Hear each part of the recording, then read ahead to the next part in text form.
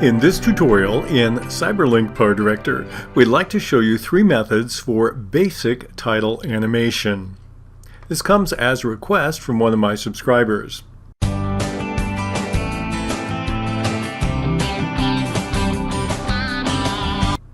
I have on the screen 2 tracks. The first one is my Canyon video on track 1, and on track 3 I have a title I've created.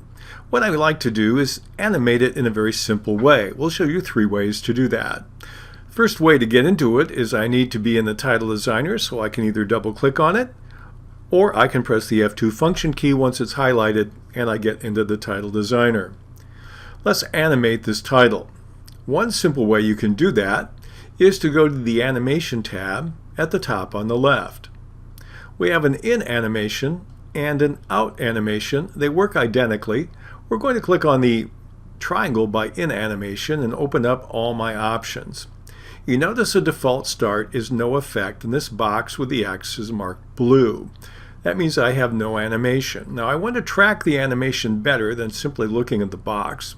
So what I'm going to do is open up the panel at the bottom on the advanced option, and this will open up my title and my other keyframes. We're just going to focus on the title in this section of the tutorial. You notice we have a light green blue option in the middle, and we have a darker on the left and a darker on the right. When I hover over either of these, this is my in animation and out animation. The default is no effect. It's the same thing we have up here in this box. So there is no animation. Let's try a couple of simple ways to animate. Now there are other ways in which we can animate besides position, which we'll focus on. You can click on any of these and it will give you an instant look at what that would do. So we can have all these kinds of interesting ways in which we can make our title appear. But we're focusing on simple motion in this tutorial, so I'm going to go down to the section called Slide. And when I'm in the Slide section, and these are alphabetical, you notice I have 4 options: down, left, right, and up. If I'm going to simply slide this down from the top, I click on Slide Down, and it will slide this down. Now the animation you see now is not the speed at which you'll see it once we activate it. It's just your example. Likewise, I can slide it from the right, I can slide it up, and I can move it in, slide to the left. So there we have our 4 simple directions. And when you're looking at simple title animation, in most professional elements, they basically go horizontal and vertical. So these are 4 simple ways you can do that. Let's take the slide left. Now I'll click twice on it. That will activate it. And now the slide left is going to slide in from the left. Let's play this, and we're going to see there it comes in. And you notice it's slower than the sample speed. Why? Because this area here, the duration of this area, you notice I have a 6-second duration right now. That controls how long it will take to come in from the right side of the screen. Let's take this and move it to 1.5 seconds, roughly. I've got a marker there. And we'll go back to the beginning. And you notice I just speeded it up by twice. So that's how you control the duration on the slide in or slide out, up, down, left, or right. Now there's one thing you have to be aware of. Once you've done editing in the title designer, if you take your title on the main timeline and you make it shorter or longer, it will change the timing here. It will proportionately keep it the same to whatever the new length is, but it won't be exactly the same in seconds. So if you want to make sure it's precise that way, this isn't the method that you want to use. And again, if you want to remove that, let's make it longer so we have more area to play with. You notice now it says I have slide left activated. If you want to remove it, all you simply do is move to the top, double click on no effect. It will reset it, and now I see I have no effect there. So that's a very simple way that you can use just 4 of these controls in the animation tab to move it up, left, down, or right. Now the advantage is you don't have to position your text off the screen. It automatically does that for you. The disadvantage is if you change your title length, it's going to change your timing a little bit. That's method number 1. Let's look at method number 2. Method number 2, I'm going to go back to no effect, and now what we're going to do is click on our motion tab at the top. Again, we're looking at basic simple motions, not some of the complex pictures you see on the left side.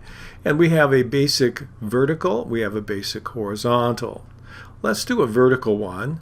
I'll click on that, and now this looks quite different. What's going on here? Well, let's play this and see what happens.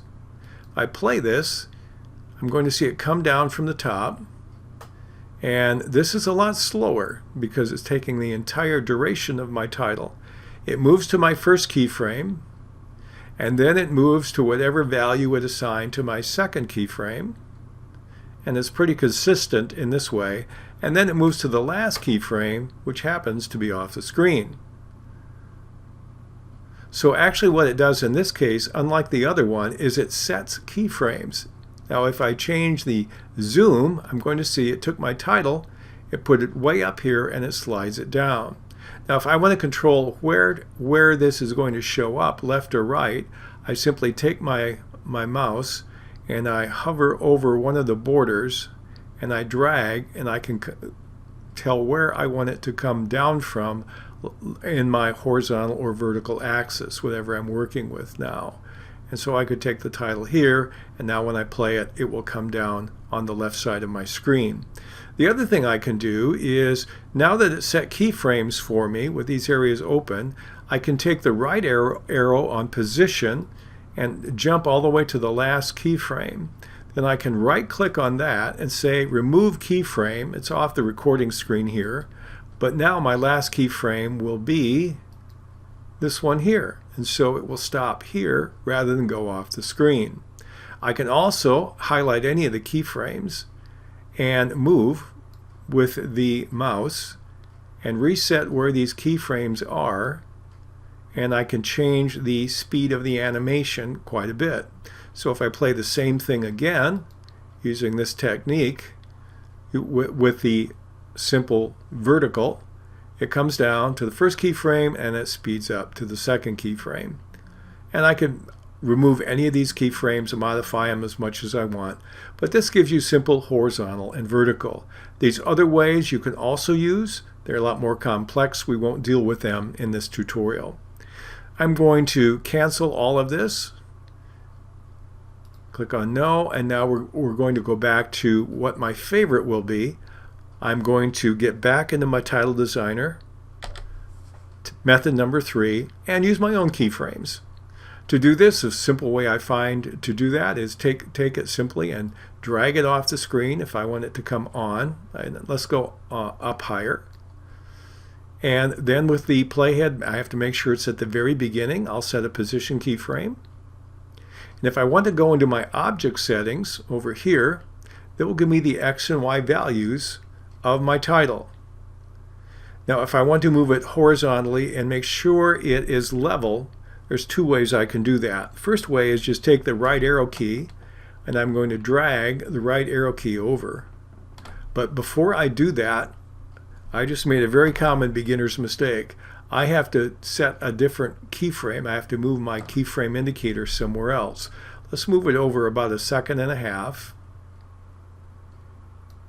And now I'm going to move it with the arrow key, and I'll move it onto the screen so it'll be in the dark left area of this canyon, and we'll have this as our contrast behind our text.